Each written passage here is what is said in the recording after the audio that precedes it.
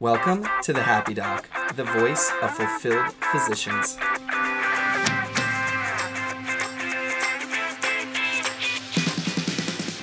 This show is about bringing inspirational, creative, successful, and happy health professionals to you. Get ready to learn how you can be a happy doctor too. First off, thank you for everyone who served on Thanksgiving. I worked a 24-hour shift, and it is very hard to work on a holiday sometimes. And so I just want to say thank you for those who served on Thanksgiving and giving your time on a holiday. Thank you so much. For today's episode, we are featured by Mark Shapiro on Explore The Space. His podcast looks at the interface between healthcare and society and examining that gap, examining that space. And Mark is an internal medicine physician. He's a fantastic interviewer, and it's just so much fun to be on his podcast. We discuss things like physician burnout, culture, finding fulfillment in medicine, and voice applications and skills, which is something we've been talking about for a while. Speaking of voice, please be on the lookout for a big announcement from us. We're creating something, and we're hoping it'll be released within the next month or two, and it's awesome. We've already started playing around with this thing, and it's so much fun, but I can't really talk too much about it just yet. But please be on the lookout. We're very excited about it. Enjoy the episode, and if you like what we have to say, please share this content. Have an amazing day. Welcome back to Explore the Space. My guest today is Dr. Taylor Brana. And Taylor Brana has just started his second year of his psychiatry residency, which he is doing in Philadelphia, Pennsylvania. And he is also the host of a podcast and the founder of a really interesting project called The Happy Doc. Now, on Explore the Space, we have discussed the issues surrounding physician burnout. We've talked about physician suicide. We've talked about this growing sort of discontent that lives within the practice of medicine. And we've had some really meaningful conversations with a lot of really experienced and thoughtful people on this subject. The interesting thing about Taylor is that he is at the beginning of his career, and he has already become one of the people that medical students, residents, and physicians are starting to look to with his project and his podcast to think about, conceptualize, reminisce, and build the career in medicine that they want. And I'm really excited to have him come and discuss the road that he is on with the Happy Doc and what we're starting to see happen. So Taylor, thank you for joining us. Thank you so much for having me. I'm really excited to be here. You are at the beginning of your career in medicine, and I'm going to be really honest with you. When I first saw your project, I had the reflex that I bet you've heard from more than one physician, which was, what the hell does this guy know? He hasn't done this yet. And as I sat in that place, I was like, that is a really boring, really generic thought to have, Mark. Let's try to be a little bit more sophisticated. And let's see what someone who is entering our profession, that's getting that first impression of being a doctor, has to say about what we're doing and what I'm in the middle of. I'm in the middle of my career. And it's been incredible. It's been really eye-opening. When did you say to yourself, I'm going to be a doc, I'm going to go to medical school, I'm going to make the investment, I'm going to be a resident, and I'm going to get after it, but I also want to think about what it means to be a doc and how do I get the most out of my career, and I'm going to talk about it. When did that start for you? So, in terms of medicine itself, it really starts out in my career as an athlete. So I did gymnastics since I was 6 years old. Interestingly enough, my grandfather was in the Soviet Army, and he competed gymnastics. And so it kind of runs in our family. Russian, my family put us in a lot of sports, and I gravitated towards gymnastics. And then essentially, when I got a little bit older, going into high school and college, I realized if I wanted to be very good at the sport, I was going to have to focus on nutrition, exercise, and looking at the science of what it means to really optimize your training, optimize your body. So I actually thought I was going to go into physical therapy at one point. And in college, I went into kinesiology. And then in college, I really started to do well in my science classes. I really explored other fields, and I looked at the pre-med track as one of the options. And I said, you know what, I really like looking at research. I like to learn. I'd like to be the top of a field. And medicine started to be more and more of an idea in my mind. And then I really, honestly, I went for it. I took the MCATs and decided that, this is something I'd want to do. And then to fast forward a little bit in terms of this project, and I will actually say that, yes, I have had people say, like, what does this guy know about finding happiness in medicine? But I will tell you a little bit about my experience in that realm. Basically, as a third-year student, I felt really exhausted, extremely exhausted. In college, I'd come at my peak shape. I just competed, had an amazing season in gymnastics. I did well in school. And then I went into medical school, and I started slowly yet surely losing my physical shape. I was exhausted. I was emotionally exhausted. I felt like spiritually exhausted in a sense. I started questioning the reason I was in school. I'd taken boards, and I go to my first rotation in internal medicine, and I asked the doctor I was working with, I said, what gets you excited about medicine? And she told me it was her 7 days off of work because she had a 7 days on, 7 days off schedule.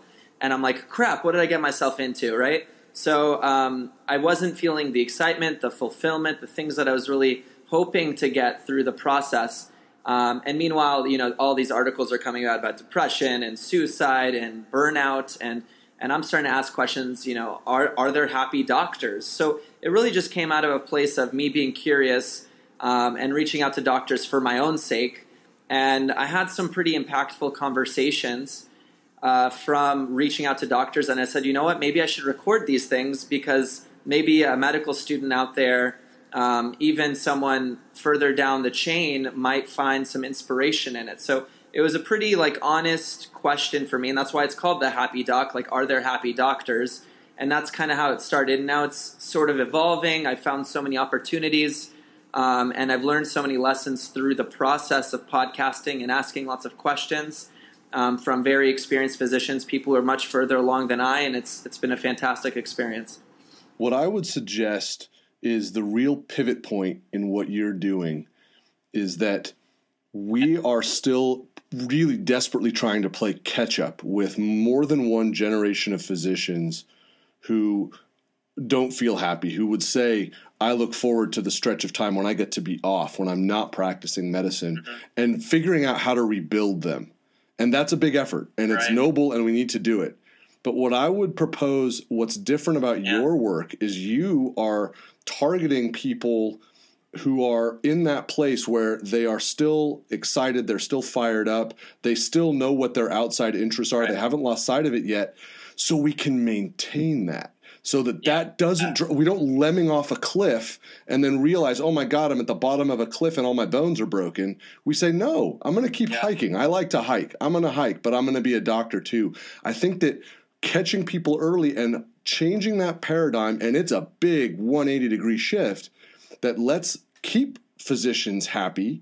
Let's keep their interests high when they're medical students, residents, and beyond. Let's learn the skills to be a doctor and learn the skills to maintain your sense of self at the same time, right? You and I laugh. You say you were an accomplished gymnast, and all of a sudden that starts to fade, and I'm laughing saying, yeah, you were a medical student. That's not normal. And you, I think, are helping to drive that narrative and help people say, from the beginning, we need to be paying attention to this, not when another generation of physicians is way down the road. Right. Definitely. And I'd like to make a comment on that. So I have interviewed specific medical students, residents, and, physicians who are early in their training as an example. And what I find the students and the doctors who seem most excited have really retained those interests. Some of the really great things that students came into for medical school, maybe you mentioned hiking, or they were a great climber, or they're a fantastic artist, or they did some computer science, or they won an award for, something, those special traits that those individuals came into school with all of a sudden we're saying you don't have time for it. You can't be an individual just because of the rigors of medical training. And what I'd love to say, and one of my main messages is we need to be creative, find ways to still maintain those special interests, the things that make you human, the things that make you unique, the things that got you into medical school, and make you an interesting person. I would love for people to retain those things. Myself as an example, like I said, I was a gymnast, but something I took on actually in my second to third year transition is we formed this is kind of interesting too, is a medical breakdancing group. And so we actually did breakdancing classes after school. We do it for like an hour, 2 hours, and it was really enjoyable. So, things like that, you have to be creative and find time to do what you love. I absolutely love that you guys were doing that. I hope that there are YouTube videos of it. And I want to pick up on one of the things that you mentioned because I think it's important. You mentioned that we look for interesting people, and you're absolutely right. I had the opportunity when I was a medical student to be on the admissions committee for my medical school. And I think you would say the same thing, that for medical schools now around the country, they do not look for the smartest person with the best grades. They look for people who have lots of different interests, who have demonstrated an ability to connect on many, many levels with lots of different people. And that is an evolution, and I think credit should be given for that. But now we're at the next stage of that evolution, is all those things that got you in, that brought you into this medical school, because we think that gives you potential to be a wonderful physician. Stage 2 of the evolution, right? Part of that being the work of the Happy Doc Project. Part of that evolution is maintaining those interests so that as you're getting through training, that's still a part of who you are, so that when you're seeing patients, when you're working in teams, when you're interacting with staff, you're still that person, as opposed to the bashed up, broken down, exhausted, and depressed alternative that we see far too often. Absolutely. Yeah. I love it. Yeah. I mean, I couldn't said it better myself. When you talk to medical students, and you're in a unique position, residents really do get to bridge that gap. And I think you've done a nice job of it. You talk to people who are attendings, who are professors, people such as myself. I've been doing this for a while, and you get to talk to medical students. Juxtapose for me a little bit the view of medicine. Take us to the medical student side. Take us to where the medical students, maybe just the ones who are first year of medical school, mostly in the lecture hall, maybe doing some small group learning, and then take us to the attending. And give me that juxtaposition, your perception of where we are in that equation. Sure. I mean, so you kind of alluded to this earlier, but when you think about a medical student, you really do have this optimistic, wide-eyed individual who's ready to take on the world and literally believes that they can heal the world, right? And I think for most people, that's pretty much maintained early on in medical school. First year, you definitely feel that fire hydrant-like experience. You're getting drowned by a lot of information, but you keep up with it. And I think for most parts, the first years are definitely optimistic. I think what starts to happen is around boards time, things start to change. So I think in second year, things start to shift. All of a sudden, people feel this sense of competitiveness. They get concerned. They're anxious. They're trying to do as many questions as they can. They're nervous to talk to their friends because they don't want to look like idiots. I think it's odd that there's a lot of fear that starts to creep in. Now, all of a sudden, you take your boards exam and you go into third year of medical school and you go into your, clinical rotations, for example, and you really feel like you don't know much. And again, you're confused. You're not sure what your role is on the team. And, different rotations, some of your leaders, I think we talked about leadership before, some of your leaders are fantastic and make you feel part of the team and really include you, and others do not. And when you're on a team that you haven't really been explained your role, especially as an early medical student, you feel really lost. And again, you're transitioning from, if we want to talk about this whole picture, you're transitioning from being like kind of the top of the totem pole in college, feeling pretty confident, you did very well and you're able to get into medical school. You have all this confidence, and all of a sudden your confidence drops tremendously when you see this huge swath of information you have to digest, not knowing what you're doing, not knowing what your role is. And I really do think that gap, that transition is the hardest. That's when shame creeps in. Am I good enough? When guilt comes in, I feel like I'm not supposed to be here. Someone else should have taken my place. I'm not good enough. Someone more passionate could make this. I'm not smart enough. All these thoughts start to creep in, especially you're on rotations where, maybe there's a lot of pimping and you feel like you really didn't understand the questions. And you haven't learned necessarily the skill set of just, taking that and realizing it's a learning experience. And instead you take it very personally. And then you go into fourth year and now you're trying to go into, interview season. And you're trying to get that residency spot, and it's so nerve-wracking. And hopefully you did well on your step exams. Hopefully you did well on your interviews enough to get that spot. Fourth year's finished. You have that confidence, and then all of a sudden, again, you're at the bottom of the totem pole. So I think, going into this in and out sort of process of being confident and excited, you talk about confidence and competence and those types of things, and then constantly going back down to the bottom of the totem pole, it's very nerve-wracking.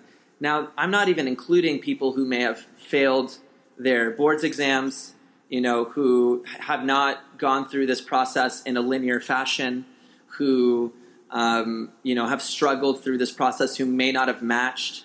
And to be honest, I did go straight through, so I can only comment from the people I've interviewed who haven't passed. And I have had guests who have actually, on my podcast, who have left medicine. Now, I'm in residency currently, and I will say, going from first year to second year, again, I was kind of in the bottom of the totem pole. Second year, I have more confidence going into it. I've learned enough. I kind of have a sense of the ropes.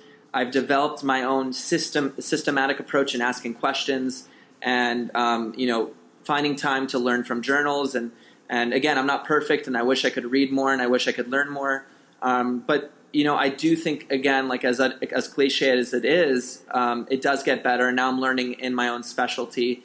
So I do think I'm starting to feel better about the process. But yeah, as you can tell, there's a lot of stressors getting into that point. Now, I can't comment too much about the attending side. I think that's where you might want to come in. But I do know that from the guests I've spoken to, obviously, you do feel that experience again of not feeling so sure of yourself as a new, fresh attending. And then over time, you gain that confidence and, you gain a specific skill set. You're very good at what you do, and there is that confidence again. But that takes a lot of time.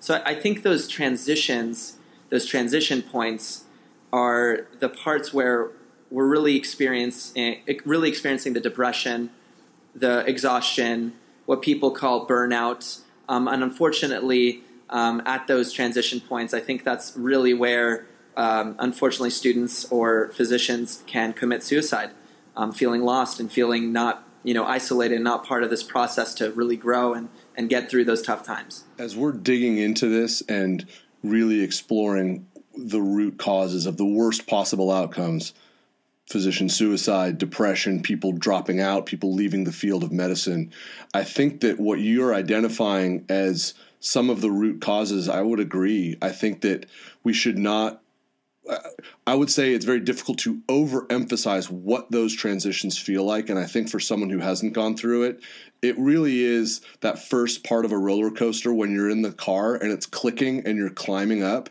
and you have that sense of anticipation and you're excited, but you don't exactly know what's going to come. And the bottom absolutely falls out and it's terrifying at a level that is primal and uncontrollable.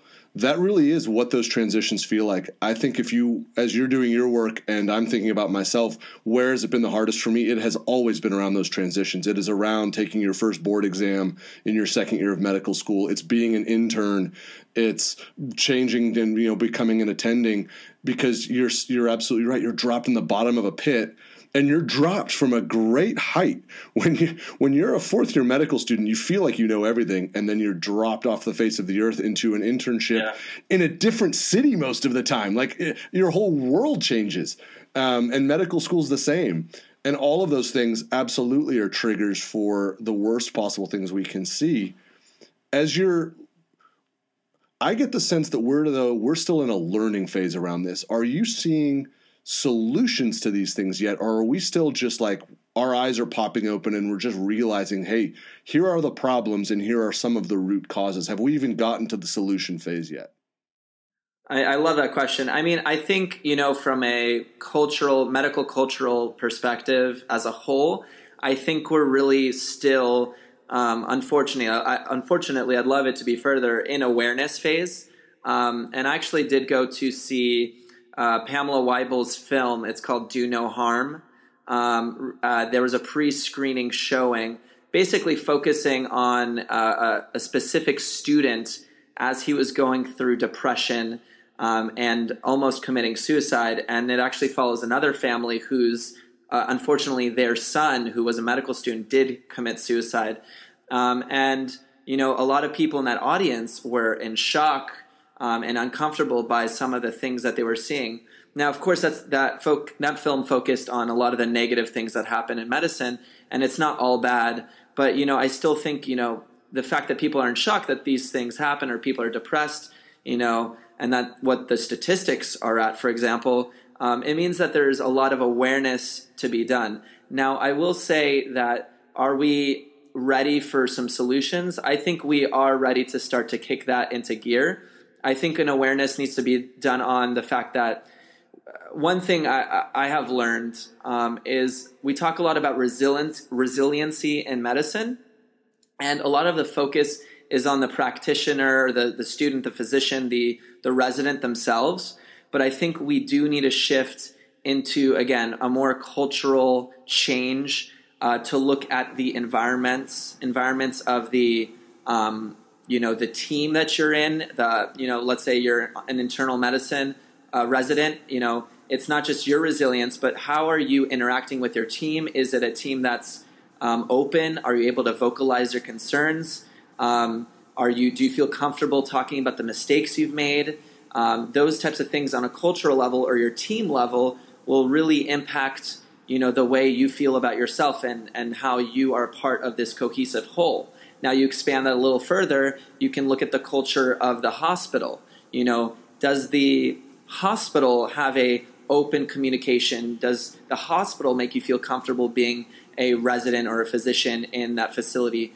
Is there a good leadership or way to feel comfortable with mistakes and issues and things that you need to discuss? So I think, not that it's necessarily a solution, but that we are in a phase where we can make a lot of improvements if we open up the issues to say it's not just about resiliency on the individual, but that as a whole we can do a lot better on that leadership kind of perspective from the team level and from the hospital level, and even, if we look at larger on a political and national level. So we really need to work on these things. And I would comment as well, I had another guest on my podcast, and I thought it was very enlightening. He doesn't call the burnout, the issues around burnout a problem, because a problem suggests that there's an easy solution. He calls it a dilemma meaning that there isn't a clear solution and you need to utilize different strategies to improve the scenario or recover or to do better. And I really liked that viewpoint of what we're dealing with right now. So I think we're doing better. It's just a process, and I really do think right now we're still at the awareness phase, but we can transition to improving as a whole. I think that we are in that same place as well. I think that we have come to the realization that this is an extraordinarily complex problem with a number of drivers, all of which are unique and all of which will need a unique approach. And I think that now we're able to start thinking about it in that way, as opposed to there's a magic button out there, right? There is a novel medication, there's a gene therapy, there's a specific medicine that we can administer and everything will be well. That's not the case. And it's going to take a very complex and multifaceted approach. I would posit that one of those approaches is this milieu of physicians getting out and being articulate and sharing ideas. Podcasting, for example. You and I have talked about one of the podcast guests that I've been fortunate to have that you have said has resonated with you. I now understand why. When I've done episodes with Dave Burke, who comes from fighter training and the culture that lives in fighter pilot training, and learning how to get better and how to be accountable and how to retain your personnel and how to take care of your personnel, you and I both agree there are some real lessons to learn there. And as I'm hearing you talk about the work we need to do in medicine, I am going through my mental archive of the things that I've learned from Dave Burke about how do we in medicine start to be accountable for the type of culture we're putting our trainees into.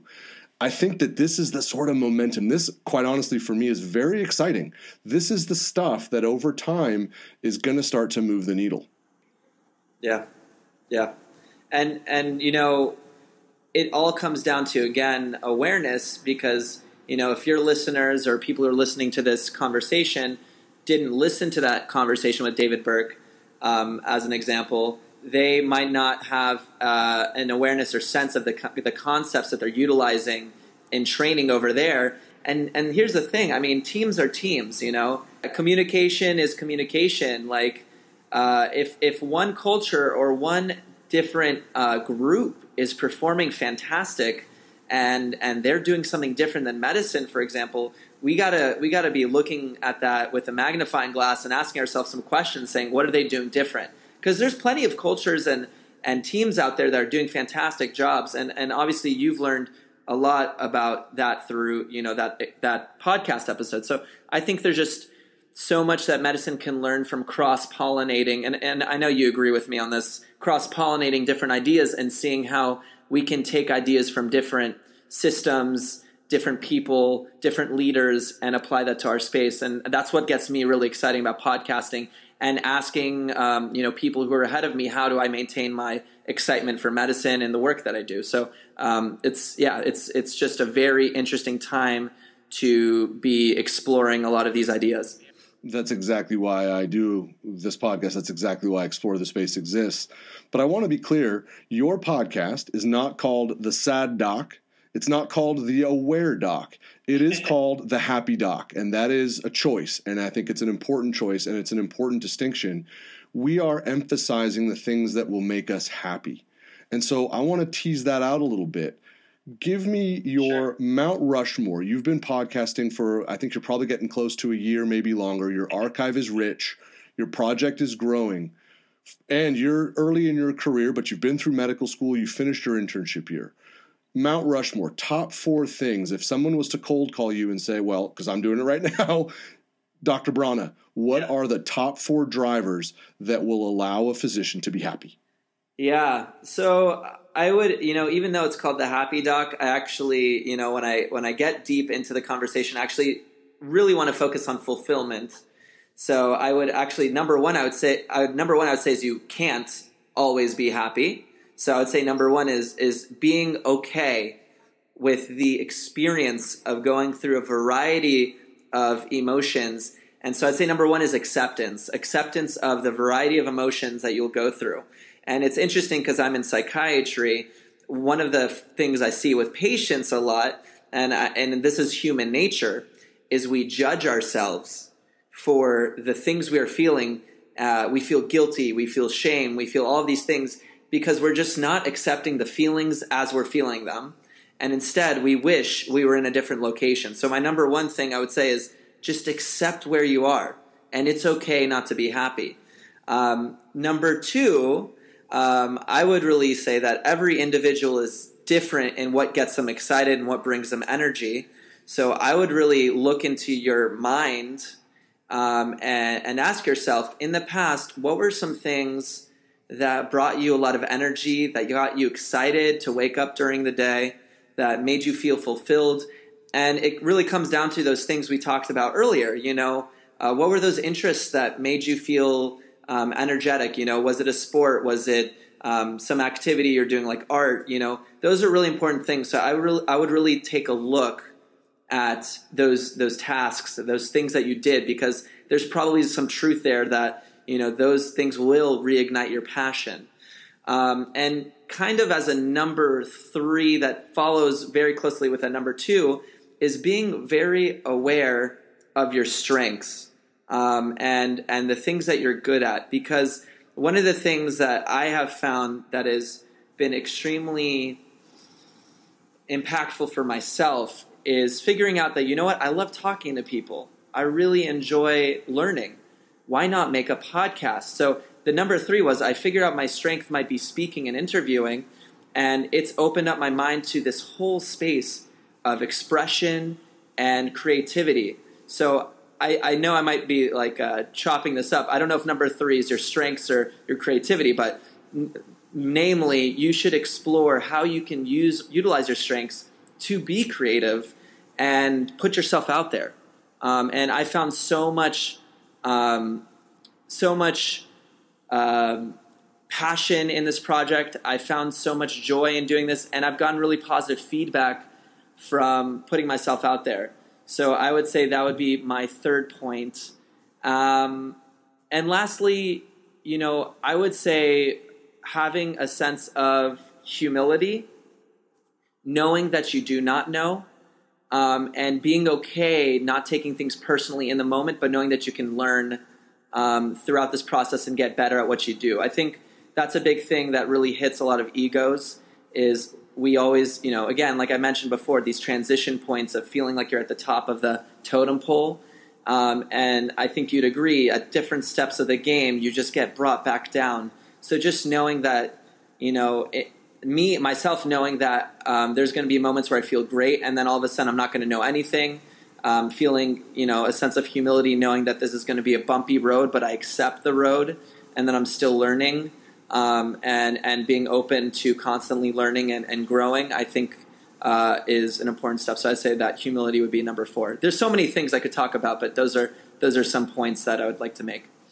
I think that those 4 items capture very nicely what you and I kind of laughed about just a moment ago, right? Culture is culture. Communication is communication. Happiness and fulfillment is happiness and fulfillment. And the 4 things that you just listed, that is not medicine. That's anybody. And that's one of the things that what we're doing and what podcasting allows and Explore the Space and the Happy Doc allows, most of our listeners, or at least most of the listeners of Explore the Space, are not physicians. And yet what you're giving them are tools that will allow them to look for happiness and fulfillment. And that's what's so important, that we're not asking, we're not thinking, we're not considering things that are outside the normal human experience. It's just remembering how to reconnect with being human, how to reconnect with your sense of humanity and what made you that wonderful person and candidate that was heavily recruited by all these prestigious medical schools. Mm. And I would like to add on a point from what you said. Someone in my residency, it's just a situation, but had mentioned, Taylor, you seem awfully in good spirits. And this was a conversation essentially asking, like, how could I do it? Because a lot of, people get very exhausted, but I'm generally, honestly, able to maintain a pretty positive outlook, even when it gets pretty tough. And the main thing that I would say from that end is I identify as a human first and then a physician or a resident. So I really take the time to connect with my humanity and make sure that I get my energy up and stay excited at being a person, and then I attack being a resident. And I feel like a lot of people, unfortunately, let the lifestyle of them being a resident or an attending or what have you, they let that run their life and they go into autopilot on that, and they forget to reconnect with things that they need to do to be a human being. And I think that's also a really important distinction. So, yeah, I love what you said. It's all about being a human first, and then, whatever profession, whatever you're doing, is secondary to me. I mean, I could give some, thoughtful and lofty statement or comment about what you just said, but I'm going to go ahead and just say you're right. And then let's just move on, because that doesn't need further discussion. You're right. That's like an empiric truth. And I think that as we move to a place where more and more people realize that, embrace it, and support others in that journey, we're going to find ourselves in a much better spot. I do want to pivot as we kind of move towards our conclusion here. One of the other parts of you being early in your career and being a younger physician that I think is going to really help drive your project is really just, quite frankly, the level of comfort and facility that you and the people that are supporting you have with technology and social media. And what I mean by that is it's not just using the same things that we're all learning, and I'm learning these things all the time, and I am by no means an expert. But you're, I feel like, starting to try to explore new frontiers with it. And one of the things that you're using is your voice project. And I just saw that on your website, and I want to tease that out a little bit. The voice project that you're doing as part of the Happy Doc. Set the stage for that a little bit, because it's a novel approach, and I think that we're going to see more and more people gravitating towards it. 100%. And I really want to share this with your audience, because to me, voice is one of the most important transitions we're going to go to as a society, I think. I mean, I can't predict the future, but I think this is important. So let's take it a step back and say, all of the listeners here listening to this podcast, why are they listening to it? One would say maybe they're great audio learners, but for a lot of people, it's just really convenient. They can go to work on their commute, they can listen to you and your messages and the guests that you have on. They can go to a workout, they can cook. There's so many opportunities to just passively listen while still being productive. It reduces friction. So voice, or what I'd like to say is voice applications, such as Alexa, that Amazon has produced, or Google Home, they call these voice first projects or products. And essentially what that just means is you can now turn on things, ask questions, talk to Siri on your iPhone utilizing your voice. And the advantage of that is that when you utilize your voice, you don't have to type anything. It's instant, and you can get information very quickly. So what's happened with these voice applications is that essentially now it really doesn't take too much programming experience. And this is very timely, because I'm going to be releasing an episode with one of the leaders in voice entrepreneurship on my podcast. So I'd love for you guys to check it out. It's very simple to program simple applications that you can use to help your patients, or to provide information to medical students, or to other doctors. A use case, for example, is in colleges. So an individual, let's say a teacher who's teaching a math class, wants to know more information about his students. So they developed one application that's essentially a survey app using just voice, and you have all of your students sign up to this application and basically answer 5 to 10 questions using your voice. And now the teacher has populated a survey, quick survey, from all their students in this math class utilizing this application. And that's all done through voice. Again, you could be cooking while answering this. You could be passively doing something else while being productive. And there's so many opportunities with voice. And we've now started to dive into it. We created a Happy Doc quotes application that basically takes the top quotes from our guests, and you can just listen to it as an example to get inspiration in your day using your Alexa device. And I know a lot of people don't own these yet, but it will start to permeate as an option that people can use. So it's very exciting, and I'm excited to explore it further. That is absolutely fascinating. And like I always do when I have guests on who come to discuss interesting frontiers of technology, I'm thinking through the good, but I'm also thinking through where would be the pushback. And you and I will definitely have to reconvene in, down the road a little bit so we can kind of compare notes, because I would suggest that in parallel with that is the emerging scholarship around the deleterious effect of what we like to term multitasking, where when you look at functional MRI, there's actually no such thing. It doesn't appear to be that the brain can actually activate and fire multiple foci at the same time. So you think you're completing multiple tasks, but you're actually not. And it will be very interesting to see how these two freeways that are now, 8-lane freeways and, modern super trains of scholarship, how they start to intersect, because they will. And which is the right way for us to be kind of targeting our brains and using technology. But That is just absolutely fascinating, and I think that it will certainly, the way that you're using it and starting to deploy it, will for sure augment the work that we're doing and get more people engaged. And if nothing else, get them thinking about what you said, how to be creative, how to think about the things that are fulfilling, the things that allow for sustainability. One of them is creativity. Well, this is exactly what you're discussing, and I think that it's absolutely important, and I think it's really laudable.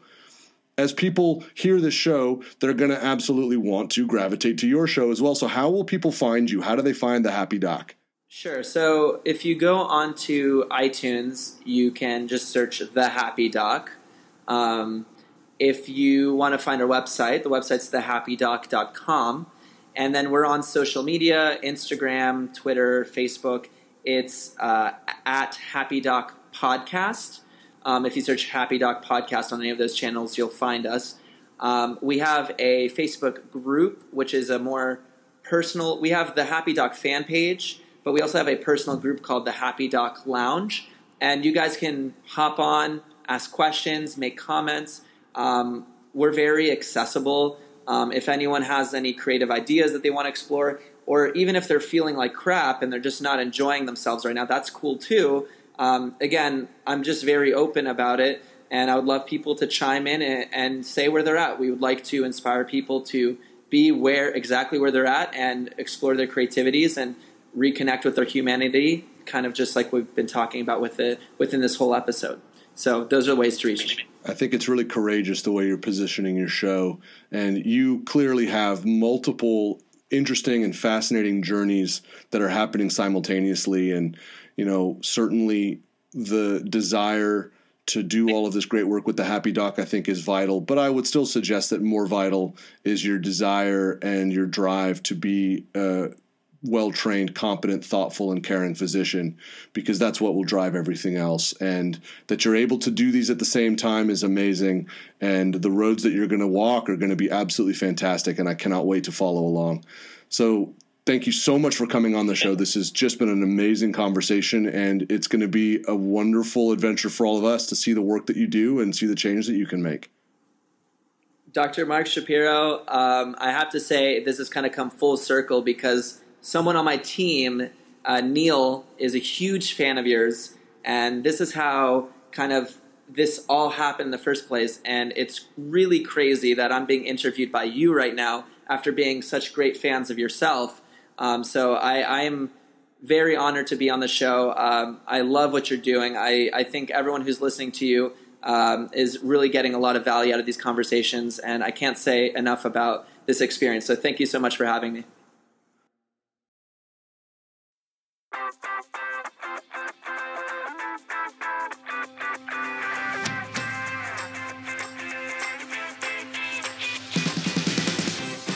Thank you so much for listening to the Happy Doc Podcast, the voice of fulfilled physicians.